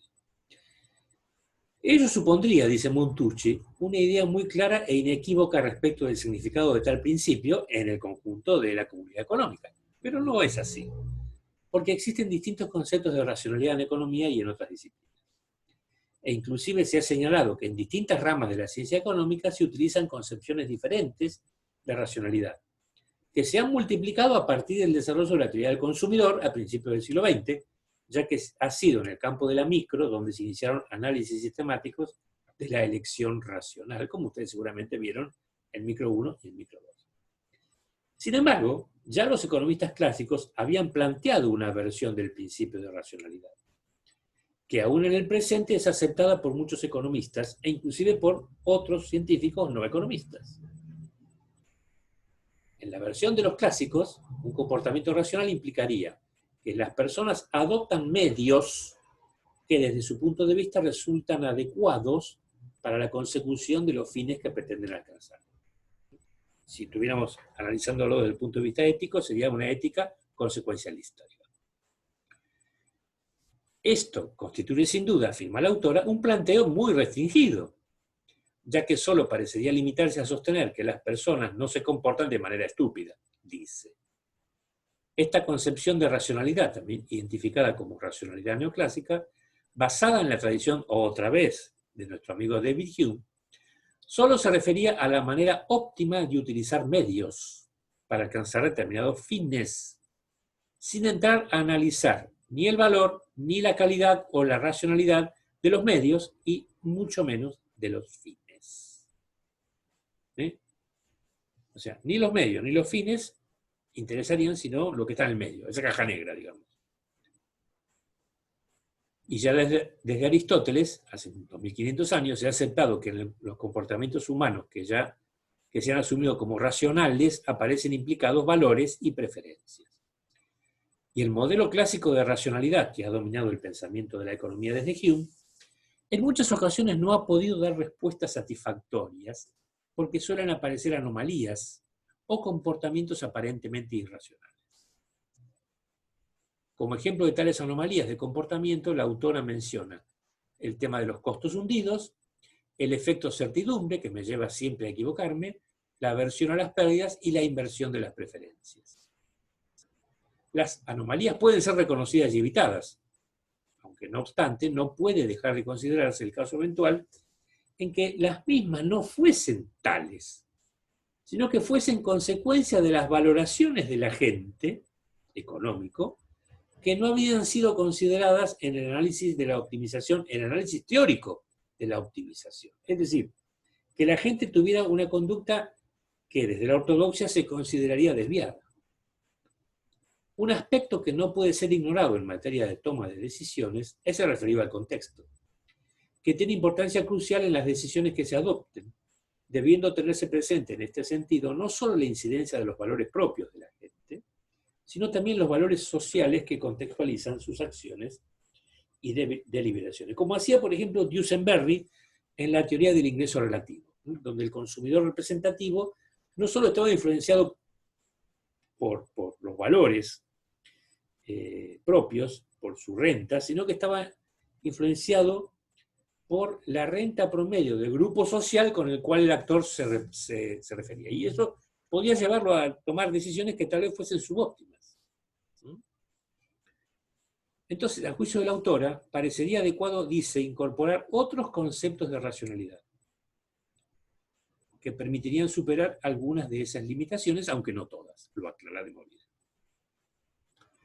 Entonces, esto es muy interesante. A la llamada racionalidad instrumental, que corresponde al modelo clásico no clásico, y que se manifiesta en la búsqueda de los mejores medios para alcanzar determinados fines, parece pertinente añadir los conceptos de racionalidad sustantiva, que podría ser entendida como una racionalidad de fines y de incorporación de valores, y la racionalidad de procedimientos, que se estaría ocupando de los procesos por los cuales se decide seguir un curso de acción de acuerdo con reglas y normas que la sociedad implemente. Y en este punto entran nuevamente los valores. Es decir, amplía el concepto de racionalidad de forma tal de analizar, de ir más allá de la definición de Robbins. De no solo analizar la optimalidad de tal o cual elección, sino también analizar la pertinencia de los fines y la pertinencia de los medios para tales fines. La propuesta de la autora se fundamentaría en la adopción de un modelo algo similar al modelo de las brechas presentado por el filósofo estadounidense J.R. Searle. Racionalidad en Acción, 2001. Vive todavía este señor y, bueno, tuvo una accidentada carrera porque después de la publicación del artículo de Montucci fue acusado de conducta impropia y fue separado de su universidad. Bueno, obviamente eso no quita validez a lo que el autor dice, ¿no? Pero muestra una contradicción entre su conducta particular y lo que manifiesta públicamente. En la primera etapa o brecha, los agentes proceden a deliberar y realizan un análisis y escrutinio de sus fines. Fines. ¿Se acuerdan? Para Robbins eran dados, no podíamos decir nada de los mismos.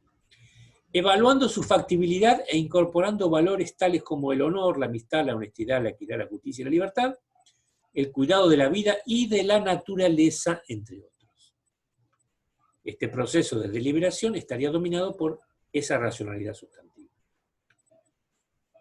Definidos los fines, de la manera indicada, se deliberaría para encontrar los procedimientos y procesos adecuados para alcanzarlos, de conformidad con la información limitada de que se dispone Simon, y de acuerdo con las reglas y normas que la sociedad ha implementado. También debería evaluarse la compatibilidad entre fines para evitar la presencia de algunos mutuamente excluyentes. En esta etapa predominaría la racionalidad de procedimientos. Finalmente, se habrá de arribar a la etapa final, donde la gente deberá evaluar los resultados y consecuencias de sus acciones, intentando determinar, de acuerdo con la racionalidad instrumental, si ellos fueron los mejores posibles de acuerdo con los fines, los medios y la información de que disponemos. Fíjense ustedes qué modesto, o qué más modesto es este procedimiento, ¿no? Porque primero aplico la racionalidad sustantiva para los fines, después la racionalidad de procedimientos, y recién al final aplico la racionalidad clásica o neoclásica. Y acota, ¿sí?, que esto es bajo condición de información limitada.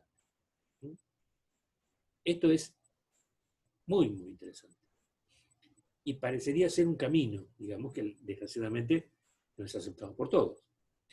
Entonces, de acuerdo con esta propuesta, los valores estarían firmemente incorporados en todo el proceso, desde la generación de los fines, la toma de decisiones y en las acciones mismas. Ahora, esto tiene que ver con la actitud deliberativa de los agentes, y esto nos remite a un filósofo contemporáneo, Habermas, alemán, Jürgen Habermas, que dice que las normas morales solo pueden ser aceptadas por los actores que actúan en deliberación común, digamos, por consenso. Esta palabra, digamos, es habermasiana. Bueno, fin. Tercera pausa. Bueno, habrán visto por qué titulé una relación difícil, ¿no?, a esta cuestión. O sea, lo que en realidad la autora hace una especie de reading, digamos, donde transcribe diferentes opiniones, y bueno, hay 3 o 4 contribuciones bastante interesantes: este tema de la racionalidad, los 4 aspectos de la economía de mercado, y las 3 maneras en que las relaciones entre ética y economía definen de alguna manera cómo se hace la ciencia, digamos. Eso me parece a mí que es lo más provechoso del artículo, pero obviamente esto no quita que ustedes, digamos, esto no sustituye la lectura del texto, ¿no?, que ustedes tienen que hacer, y es probable que encuentren otras cuestiones. Es una de las autoras que hace notas al pie de página muy interesantes. A veces las notas superan al texto. Los escucho.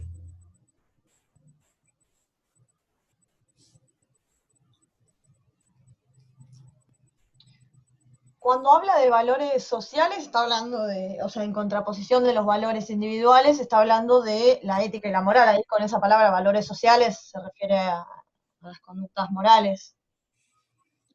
Claro, los valores sociales son los valores del medio en el cual el individuo típico o representativo se maneja, digamos. O sea, no es lo mismo si vos estás en un país periférico que en un país central. No es lo mismo si vos estás en un país católico que en un país protestante o islámico. Sí. O sea, los valores morales promedio de esas comunidades son diferentes. Sí. Y esos valores impregnan. Voy a poner un ejemplo de conducta económica que creo que yo lo he comentado acá: el regateo. ¿Sí? En Occidente el regateo es casi marginal, digamos. ¿Sí? En Oriente el regateo es la norma. Y ahí tenemos una conducta económica, digamos, que viene de un sistema de valores diferentes.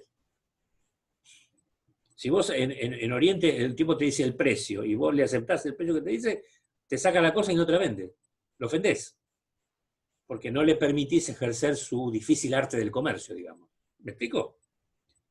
Bueno, es una conducta económica distinta a la de Occidente. Vos dices, ¿cuánto vale esto? Tanto. Bueno, ¿lo compro o no lo compro? Salvo en, no sé, mercados artesanales o algún tipo de mercado particular. Subastas y ese tipo de cosas, pero vos no vas al supermercado y cuestionás los precios, digamos. ¿Sí? ¿Agarrás a las cosas o no?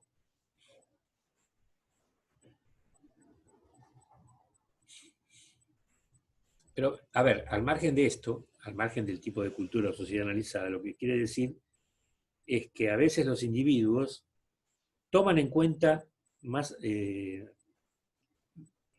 ¿vale? No sé, el qué dirán, por ejemplo. ¿Me compro un auto nuevo o no? ¿Qué van a decir los vecinos?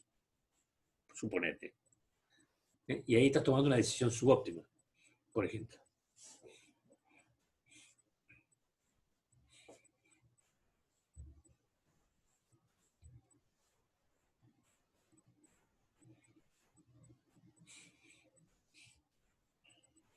¿Está bien, Luana?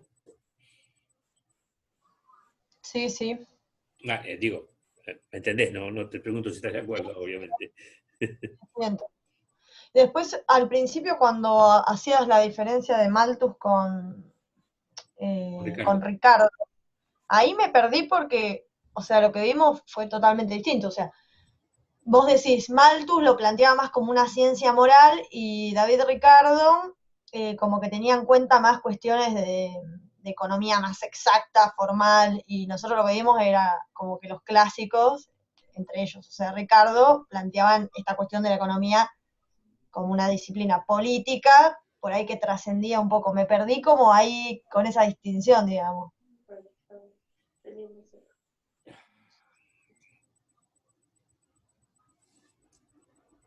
A ver, ambos coinciden en que la economía es política, porque tratan con actores sociales, con clases, etcétera. Sobre eso no hay duda, pero para Malthus, digamos, las cuestiones de la pobreza son fundamentales. Y es un problema moral, más allá de que la solución malthusiana sea aberrante, pero ese es otro tema, digamos. Para Ricardo no existe ese problema. ¿Sí? O, al menos no en la obra, quiero decir. Obviamente Ricardo era uno de los hombres más ricos de Inglaterra, y según la tradición lo hizo sin estafar a nadie, dicen. Y se convirtió en terrateniente para poder comprar una banca en el Parlamento para ofrecerle un programa político a Inglaterra, que Inglaterra lo adoptó 20 y pico de años después de la muerte de Ricardo. Pero su teoría iba en contra de sus propios intereses personales. ¿Sí? Ahora, en la forma en que manifiesta la teoría es absolutamente deductiva y formalista. ¿Sí? Y eso es lo que muchos autores no clásicos le van a cuestionar, digamos. Además del pretendido universalismo de la teoría clásica. Por ejemplo, Ricardo infiere de la situación particular de Inglaterra la teoría de la renta diferencial. Ahora, esa teoría no podía haber surgido nunca en Estados Unidos, por ejemplo. ¿Por qué? Y porque en esa época Estados Unidos era un país en expansión, o sea, había cada vez más tierra. ¿Me explico? En cambio, Inglaterra era una isla donde obviamente había una superficie limitada. ¿Sí? Y obviamente las mejores tierras estaban siendo explotadas desde hacía siglos, digamos. O sea que, entonces, él le dice en una carta a Malthus, bueno, sí, en realidad yo creía, para defender lo que pienso, digo, creé o imaginé, dice, una situación que fuese inatacable, digamos. Pero vos fíjate, a él le interesan las leyes, y las leyes deben deducirse o probarse por procedimientos lógicos formales. En ese sentido es el enfoque que Amartya Sen llama de la ingeniería. ¿Sí? Lo que pasa es que obviamente no era matemático, no escribió un modelo, pero en el siglo XX hubo varios economistas que convirtieron el modelo ricardiano a fórmulas. Pasinetti, Luigi Pasinetti, por ejemplo. No sé si alguno de acá vio desarrollo económico. ¿Eh? Sí, yo. ¿No leen el texto de Pasinetti? ¿Una formulación matemática del sistema ricardiano? No, Qué pena. ese no lo vi. Bueno. No veo contradicción, Luana, entre lo que dijo Marcos y lo que digo yo.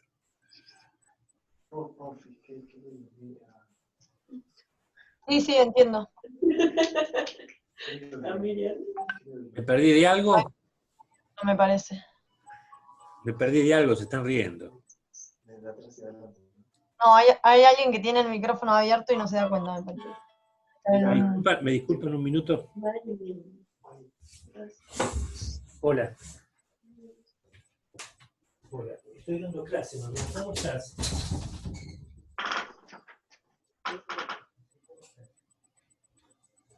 Te llamo bien termino. Perdóname.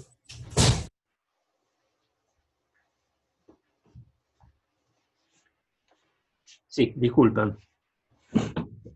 Bueno, ¿algo más o podemos seguir?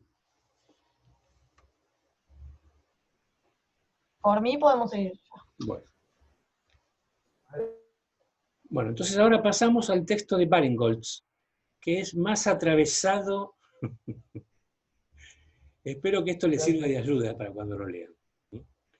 Este artículo de Eleonora Baringholtz es de 1999, es decir, es anterior al de Montucci, y se propone tematizar el papel constitutivo que pudieran desempeñar los juicios de valor, eminentemente éticos, en el ámbito teórico, con una clara tendencia a evitar posiciones de neto corte separabilista. Ahora explico qué es separabilista. La autora aclara que sería correcto calificar como tales a un tipo de enfoque que, al estilo de Robbins, intente preservar cierta dicotomía. Bueno, ya sabemos que dicotomía no es la palabra correcta, pero ella la utiliza así plenamente, como positivo normativo o medios fines, tal que, aunque se admita que el economista formule juicios de valor, solo lo hará fuera del campo teórico y tales juicios se considerarán extracientíficos. Esta sería la posición separabilista por excelencia.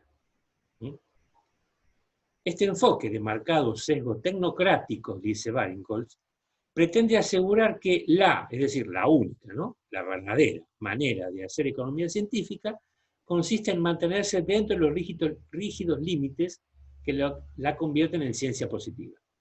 En tanto tal, la economía deberá preservar su pureza atendiendo a dos características fundamentales: objetividad y neutralidad con respecto a cualquier factor externo que es considerado como contaminante. Esa es la palabra que se utiliza. Entonces, la palabra o el enfoque separabilista viene de un artículo de Casares-Ripoll de 1992, y es un enfoque que concibe a los juicios de valor, a la ética, como parte de un plano de discurso ajeno al problema de la economía, el cual es pasible de ser caracterizado como extracientífico al ámbito teórico de la economía. O sea, el discurso ético y el discurso económico son dos planos de discursos diferentes. Si ustedes quieren, dicotómicos, para esta posición separabilista que Baringholtz combate en este artículo. El artículo se llama Ética y Economía en busca del nexo perdido, sin el signo de pregunta. Yo le agregué el signo de pregunta, porque para mí no lo consigue, pero bueno. Para la autora, un número importante de economistas y filósofos ponen en duda la plausibilidad, es decir, que sea posible, de los argumentos a favor de que la ciencia económica pueda continuar ostentando tal estatus, tal posición, sin atravesar los estrictos límites de demarcación trazados por los partidarios de las posiciones denominadas separabilistas. Por lo cual, no parece casual, dice, que la reaparición del debate sobre la conexión entre ética y economía tenga lugar en una agenda de discusión de corte no separabilista o directamente heterodoxo. Una agenda en la cual también ha desempeñado un papel importante la dicotomía interno-externo. Esta mujer crea dicotomías por todos lados. A ver, traducción.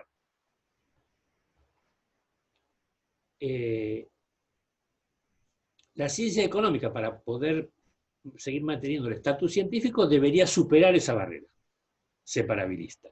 Pero por ahora, o al menos en 1999, según lo que decía, esto era aceptado en el campo de la economía heterodoxa. Y esa agenda también, o en esa agenda desempeñaba un papel esta dicotomía, que se refiere, obviamente, lo interno sería lo propio de la economía y lo externo serían esos factores contaminantes a los que aludimos precedentemente. Los valores, los prejuicios, etc. Entonces, ¿cuál será el punto de partida de Eleonora Baringholtz? El reconocimiento de que, si la economía es una ciencia, ella dice que sí, como tal, no puede permanecer ajena a la crisis que afecta al conocimiento científico contemporáneo. ¿A qué crisis se refiere? A una que no solo ha afectado a las ciencias económicas, siempre habla en plural de ciencias económicas a lo largo de todo el texto. yo respeté esto. En lo que respecta a la caracterización multidimensional de su objeto de estudio, sino también en concebir que el camino más adecuado de aproximación a tal objeto supone cambios de orden metodológico. A ver, volvamos a traducir. Entonces, para ella, toda la ciencia, incluyendo la economía, está en crisis. Una crisis que no solo la ha afectado en la caracterización de su objeto, porque es un objeto multidimensional, sino también en el aspecto metodológico. O sea, ella cree, y anticipo, que el carácter multidimensional de su objeto de estudio requiere un enfoque, como se llamaba, interdisciplinario, lo cual obviamente va a implicar vinculaciones con la ética y por lo tanto profundos cambios de orden metodológico. Superar, diríamos, el formalismo. Cambios, por otra parte, de los cuales el nexo entre ética y economía, cuya existencia se pretende sostener, no les resultaría ajeno. Si bien la crisis global del conocimiento científico no apunta directamente al problema del nexo entre ética y economía, que es el objeto de la autora, podría ayudar a comprender parte de la tensión que se está produciendo en las ciencias económicas. Podría ayudar a visualizar la necesidad, la urgencia de romper con aquellas concepciones que la encapsulan en un mundo de modelos ideales, modelos que a la hora de ponerlos en práctica podrían chocar con la realidad. Ahí está la crítica al formalismo. En base a concepciones como la de William Vickrey, un economista bastante ortodoxo, ¿no? Que ganó el premio del Banco de Suecia de homenaje a Alfred Nobel, la autora sostiene que la ética no es un factor contaminante de la teoría económica, sino más bien un ingrediente esencial del buen funcionamiento del sistema económico, tal que gran parte del funcionamiento de la economía de mercado dependería, o estaría sustentado, por las expectativas de comportamiento moral de los agentes económicos. En esto coincide con Montucci. Ejemplo de lo anterior, pone un ejemplo en materia de economía tributaria. Serían las consideraciones que involucran a los impuestos, tales como equidad, eficiencia, neutralidad o simplicidad, que, además de su contenido económico, involucran juicios éticos, de modo tal que en la distribución tributaria no solo se preserva el mercado de imperfecciones, ocasionadas por distorsiones que puedan afectar su equilibrio, sino que se preservan las libertades individuales de los agentes económicos en su carácter de sujetos autónomos. O sea que estos principios de la tributación generalmente aceptados, para la autora también involucran un cierto juicio ético. La autora recurre a un texto fundamental de un filósofo belga, Leo Apostel, ya fallecido, en el cual reconoce que, comparada con otras disciplinas, la economía parece, dice, parece, lo subraya, disponer de instrumentos de cuantificación naturales. Recuerden que en economía no hay nada natural. Entre otros, precios, salarios, cantidades de bienes producidos, ritmos de producción, etc. Se pregunta si estos y otros elementos, como por ejemplo las ecuaciones del sistema de equilibrio general, que también analiza Apostel, son suficientes. En sus propios términos, los de Apostel, la economía, a semejanza de otras ciencias humanas aquí estudiadas, aún no ha adquirido su unidad interna. Y esto tiene que ver con la crisis aludida precedentemente. Y lo que es más, dice Apostel, no llegará a esta unidad más que si es elaborada una ciencia más general de la economía, recurriendo a conceptos y medios de naturaleza claramente interdisciplinaria, es decir, combinándose con otras disciplinas humanas. Esto es un texto colectivo patrocinado por la UNESCO de 1982, vinculada a esta temática.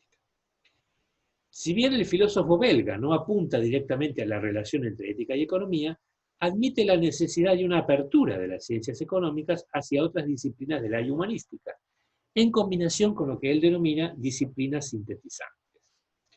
Esta admisión, sostiene Barinholtz, conlleva, entre otras cosas, a cuestionar conceptos muy arraigados en la economía convencional. La economía convencional es la definición que Amartya Sen le da a la economía ortodoxa, digamos, como el de homo economicus. Se pregunta entonces la autora, ¿podría ser el concepto de homo economicus un concepto clave que hay que abandonar o dejar de lado para que la ética tenga cabida en la economía? Si lo es así, ¿en qué ámbito? ¿Solo en la aplicación o también en lo teórico? Entre las objeciones a esta figura, a la figura del Homo economicus, el filósofo Apostelo observa las consecuencias que se siguen de caracterizar a este individuo como una criatura solitaria, que tiene a su disposición una cantidad de instrumentos para el logro de sus fines. Ahí tenemos a Apostel en 1980. Tiene aspecto de filósofo, o tenía. El Homo economicus puede destinar esos instrumentos en proporciones variables, siempre conforme a los fines que pretende alcanzar. El empleo de aquellos determina tanto los productos terminados como los productos que es capaz de consumir. Todo ello sin necesidad de ponerse en relación con otros. Recuerden, criaturas solitarias. ¿Cuál sería el problema de la economía relativa a esta concepción del Homo economicus, en la que delinea Apostelo? Pues bien, su comportamiento, visto de manera simplista como racional y egoísta, consiste en calcular de manera óptima la forma de satisfacer sus utilidades personales. Además está decir que la caracterización de este Homo economicus puede caer bajo el rótulo de no ética, toda vez que se la asocie con dos supuestos, que son objetables. Primero, el supuesto de que esta conducta o este comportamiento es racional como hemos aprendido todos. Segundo, que para que tal comportamiento racional se ponga en práctica, basta, o sea, es suficiente con lo que el Homo busque, con lo que la búsqueda se refiere exclusivamente a la satisfacción de su propio interés. En la forma en que el liberalismo manchesteriano tradujo a Smith. Pero el punto crítico máximo se alcanza cuando queda fuera de esta concepción, otro aspecto que vio Robbins, la referencia a las comparaciones interpersonales de utilidad por considerarlas extracientíficas en el sentido de Robbins. En definitiva, si lo que buscamos es dar con el nexo entre ética y economía, habrá que revisar una serie de presupuestos involucrados en el análisis, otra vez, de la ortodoxia, de la economía convencional. No solo habrá que revisar el sentido restringido de racionalidad atribuible al Homo económico, esta es la famosa racionalidad instrumental de la que habla Montucci, sino que habrá que avanzar más allá de los criterios rígidos de demarcación de tal postura, para incorporar estos factores externos contaminantes, como lo denominan algunos autores. Entre los temas cruciales que ameritan la incorporación de dichos factores, uno de los más sonados ha sido, y seguirá probablemente, el tema de cómo preservar la libertad o la autonomía de los agentes económicos dentro del marco de un sistema de mercado. Amartya Sen, otra vez, ha sostenido que la libertad tiene muchas facetas distintas y hay pocas posibilidades de obtener un índice numérico de la libertad que pueda captar suficientemente todas estas facetas. Efectivamente, existen índices de libertad, el de Heritage, por ejemplo, pero es un índice de libertad puramente económico, sin considerar las otras facetas a las que se refiere Amartya Sen. El objetivo último de distinguir entre dichas facetas es juzgar precisamente si cuando se habla de libertad o autonomía de los agentes, esta es una libertad real o es solo una retórica. Esto es, si la idea de libertad es consistente o no con las oportunidades reales que las personas tienen para vivir, de modo en que han elegido hacerlo.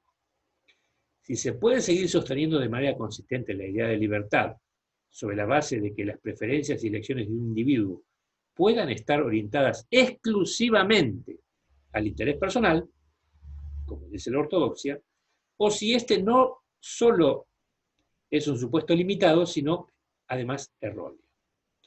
Entonces, Baring-Goltz, para probar su intención, selecciona un estudio de caso de Amartya Sen, que según ella pone en manifiesto un vínculo entre 4 conceptos involucrados con cuestiones que hacen a nuestra vida cotidiana y que a su juicio muestran el papel que desempeña el concepto de libertad en la ciencia económica. Entonces, yo no me voy a dedicar al estudio de caso, ustedes lo tendrán que leer, pero hay 4 conceptos que aparecen en esa idea de libertad según Amartya Sen, que son típicos de él: el enfoque de las capacidades, el funcionamiento, la calidad de vida y el estándar. Para Sen, La disociación entre economía y ética es un fenómeno relativamente reciente. Es cierto, esto coincide esta vez con Montucci. Por un lado, explica dicha disociación como una forma de fortalecimiento para desarrollar técnicas maravillosas.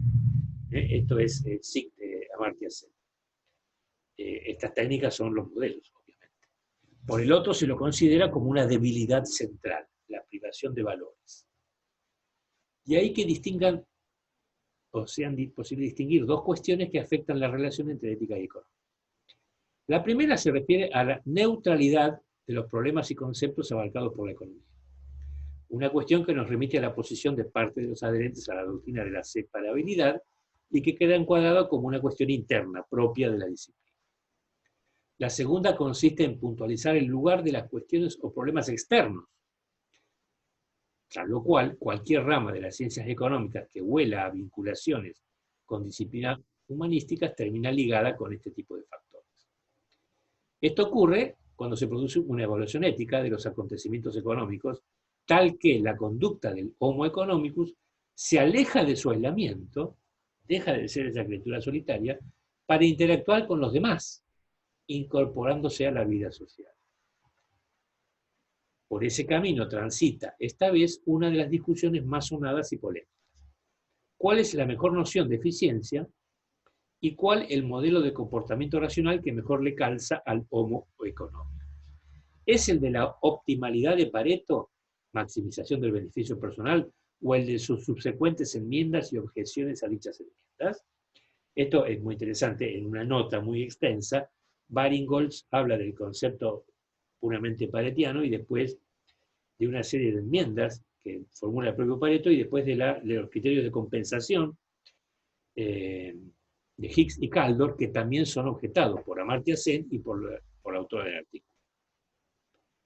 Esta reflexión sobre el criterio de optimalidad de Pareto suele ubicársela también del lado de las críticas externas.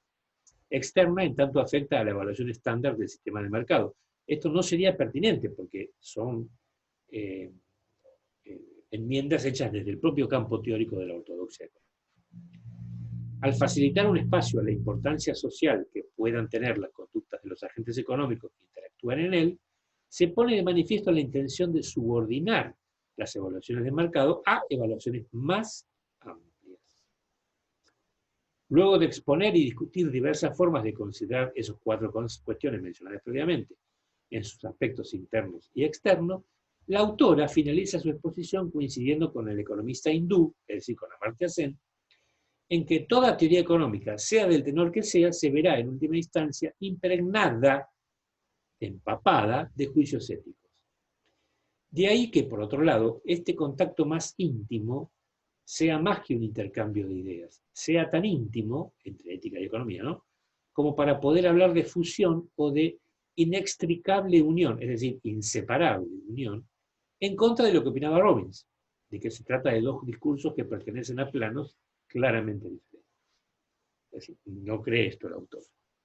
Por lo tanto, la autora defiende la estrategia de Sen de haber planteado la posibilidad de disociación entre ética y economía, considerándola útil para mostrar que los problemas y los conceptos económicos están en algún punto impregnados con valor derivados de los más amplios marcos y perspectivas. En tal sentido, en uno de los últimos párrafos del artículo, la autora remite al epígrafe que lo encabeza, formulado por el propio Amartya Sen. Cabe defender, dice Amartya Sen, que un contacto más íntimo entre la ética y la economía puede ser beneficioso, no solo para la economía, sino también para la ética. Es un texto de 1987 sobre ética y economía que ha sido traducido al español.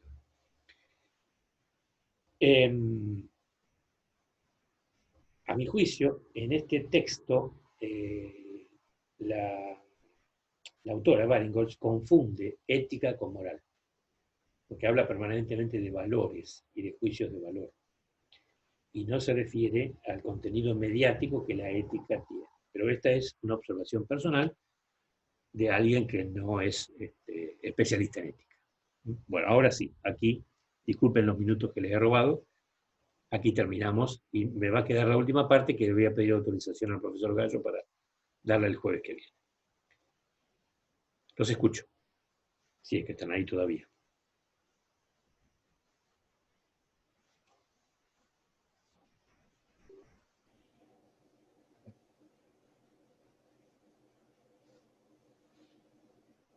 ¿Siguen ahí? Sí, sí. Ah, bueno. Sí.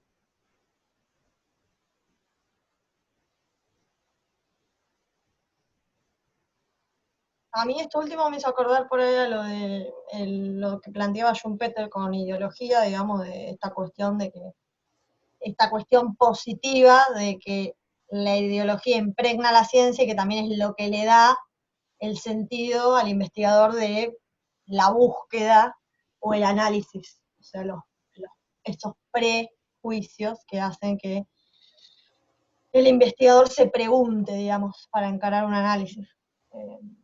O sea, me hace acordar un poco a esto, ¿no? Sí, es cierto. Muy buena observación, Luana. Sí. Con eso, si bien son cosas distintas, pero Sí, igual en el caso schumpeteriano no había ningún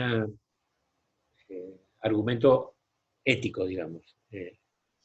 O sea, digo, en esa parte, ¿no? En ese artículo en particular. Schumpeter hablaba de contenido puramente ideológico, digamos, ¿no?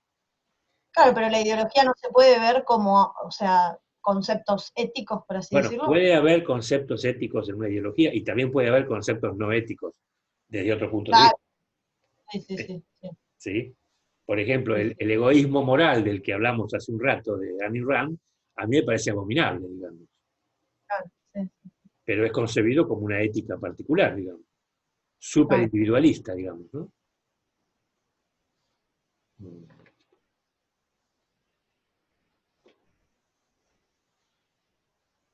Pero bueno, otra vez estoy juzgando desde mi propia subjetividad, ¿no?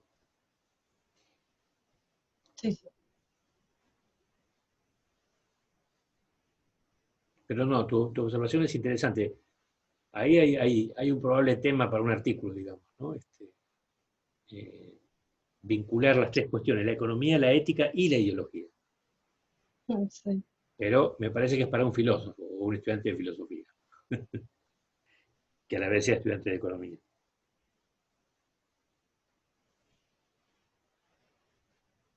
Bueno, ¿alguna observación o pregunta más? Voy a cortar la grabación entonces.